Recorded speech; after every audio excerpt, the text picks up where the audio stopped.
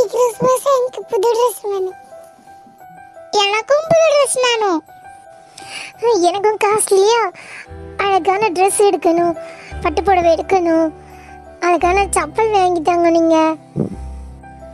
ஆமாப்பா, வாங்க எல்லாரும் சேர்ந்து போகலாம். எனக்கும் நல்ல ஒரு கோட்டு வாங்கணும், நல்ல சூப்பராக ஒரு ஷூ வாங்கணும். வாங்க சீக்கிரம் போயிட்டு வாங்கிட்டு வரலாம். நாளைக்கு சிக்கன் பிரியாணி, மட்டன் சுக்கா, ஃபிஷ் வறுவல் எல்லாம் பண்ணல. அதுக்கு தேவையானது எல்லாம் வாங்கிட்டு வந்துடலாம். நாளைக்கு கேக் ஸ்வீட்ல வாங்க மறந்துறாங்க. நாளைக்கு நிறைய வெடிலாம் போடுற அதெல்லாம் மறந்துறாங்க. ஏய் பிள்ளைங்களா, உங்களுக்கு தேவையானதெல்லாம் வாங்கிக்கோங்க. அண்ணா, எனக்கு ரொம்ப பசிக்குது. சாப்பிட்டு 2 நாள் ஆச்சு.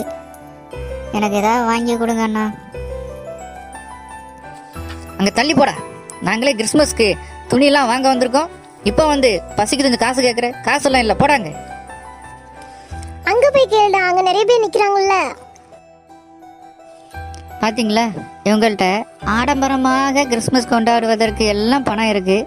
ஆனால் பசிக்குது என்று ஒரு சிறுவன் வந்து கேட்கும்போது அவனுக்கு கொடுப்பதற்கு அவங்கள்ட்ட பணம் இல்லை. ஆமாங்க, நிறைய கிறிஸ்தவர்கள் இந்த நாட்களில் கிறிஸ்மஸை இப்படி தான் கொண்டாடிட்டு இருக்காங்க. ஆனால் இது இல்லை உண்மையான கிறிஸ்மஸ் கொண்டாட்டம்.